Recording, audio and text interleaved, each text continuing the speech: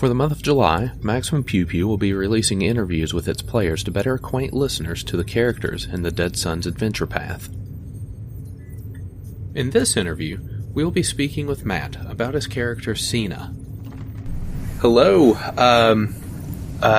we're here today with Matt, one of the players here with Maximum Pew Pew, our Dead Sun's playthrough. How are you doing this evening? I'm doing well.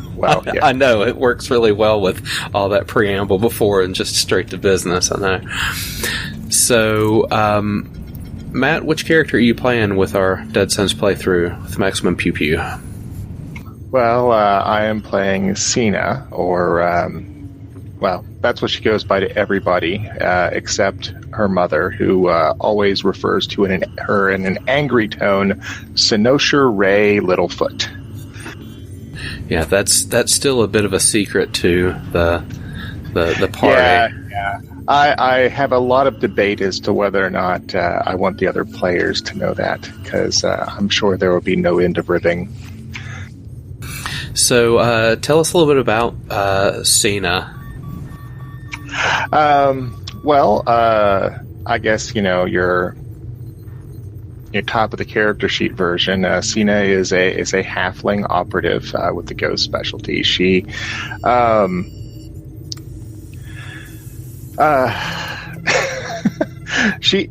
we start off, she is just on the end of a great deal of change and abject failure in her life. She is basically coming on the destruction of all her hopes and dreams and a great deal of disillusionment for someone who started off with all of the upbeat halfling idealism that you could possibly imagine. So she is, a lot of the anger that she shows is leaking out. Yeah, I mean, Cyna in the beginning, you get this impression that, she's disillusioned. She is, kind of short-tempered, and just her give a damn is broken. Like, it's... Yeah, pretty much. She is at her heart a good soul, and she... and ultimately I think that does show through in what she gets angry about, but I personally would not want to have to share a spaceship with her for weeks at a time. So why the Starfinder Society of every potential thing someone with Cyna's pedigree could do? Well, currently, Cyna has recently been dishonorably discharged from her previous job. And you normally don't use those words with a job. That's pretty specific employment. It is. And that would be after the events which left her being reported as dead to her family members. So at this point,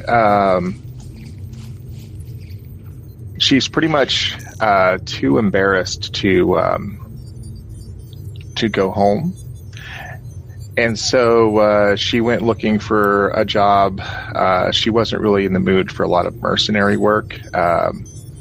So the Starfinders were basically an outlet that she could use a lot of her skills and be sent to, the far ends of the galaxy and stay away from a lot of the recent painful past, and maybe do a little bit of good along the way. Okay. So what were your personal influences when you were creating Cyna, or how you play Cyna? A few different things. As far as her personality goes, I intentionally picked something that was against my normal role-playing type. I usually play either diplomatic characters or characters who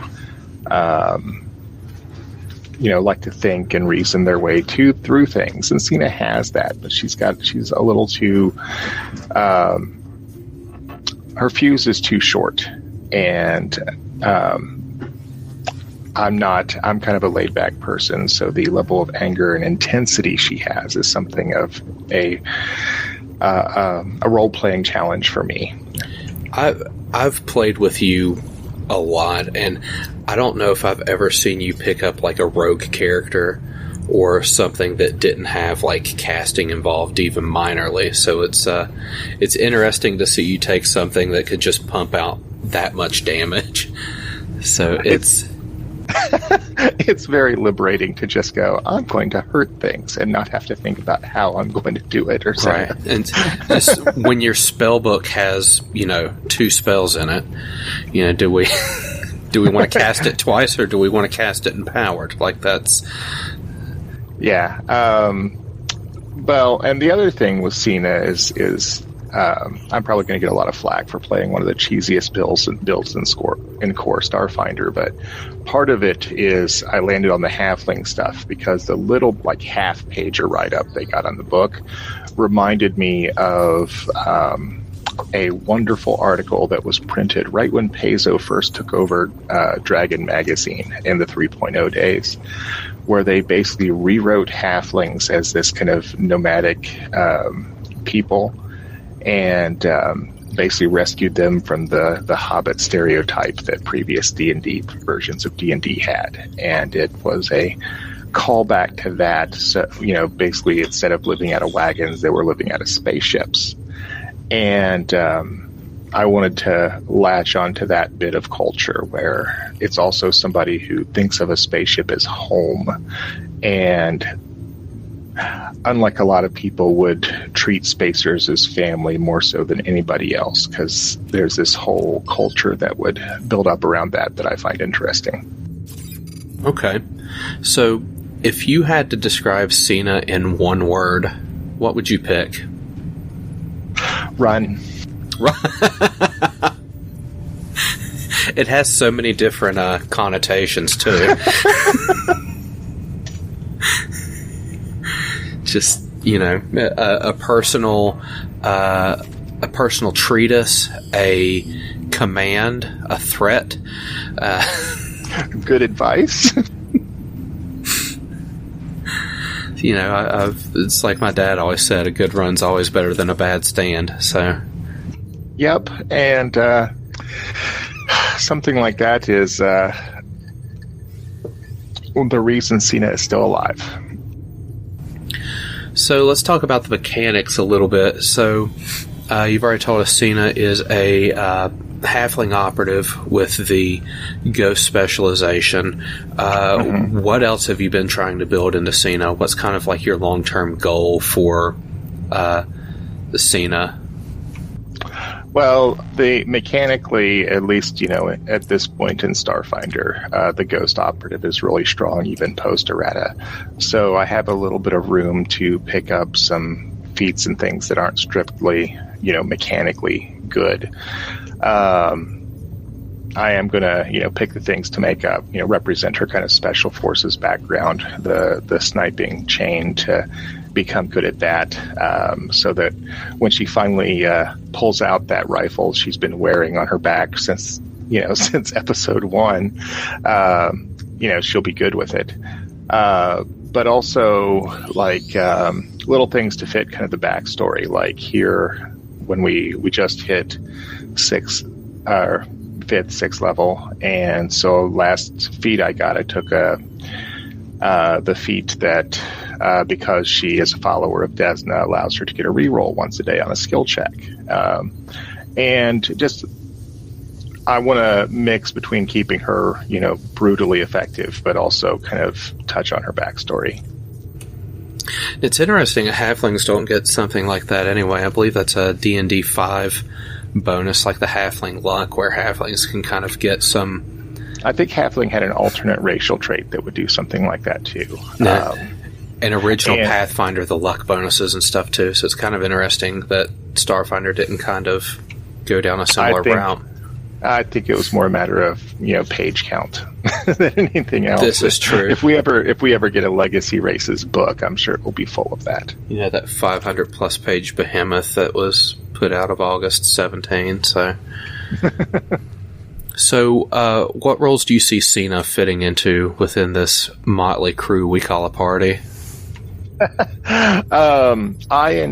The operative can do a lot of things. So when I first built her, I intentionally did not put points in things that I knew the other people might be doing.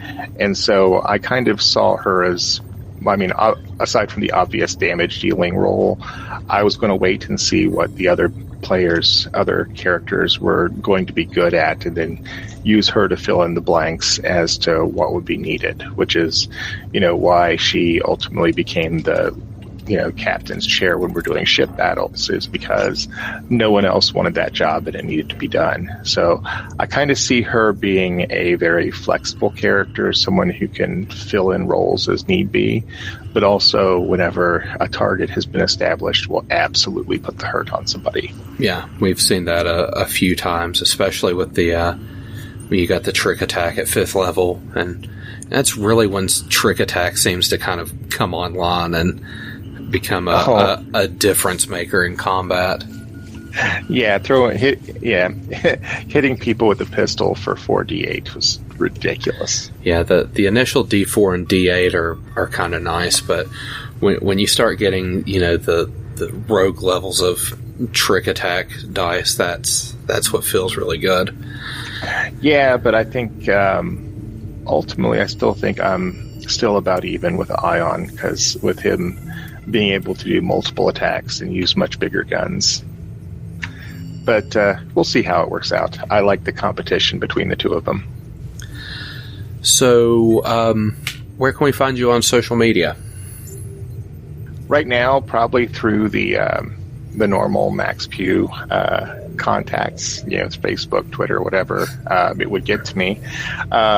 I'm also in the process of trying to instigate some trouble on social media by setting up a page for Cyna and hoping to get the other characters to do the same so we could get some in-character banter going on. So you can look for that, if nothing else. Also, I guess this will be the time to plug. I'm also the RPG coordinator for the convention we've mentioned, CharCon in Charleston, West Virginia. We have 2 different cons that we run, so if you're in the area and you want to, say hi as I'm running around, haggardly trying to keep everything running, then by all means come by. It's a good con, both of them. Yes, it is. Well, Matt, thank you very much for your time this evening, and I will see you next time at the table. I'm looking forward to it. CharCon is West Virginia's premier tabletop gaming convention and will be held at the Clay Center in Charleston, West Virginia on July 13th through 15th, 2018. For more information about the convention, go to charcon.org. That's CharCon.org. Ambient music provided by Tabletop Audio. Original 10-minute ambiances and music for games and stories. Find out more at tabletopaudio.com.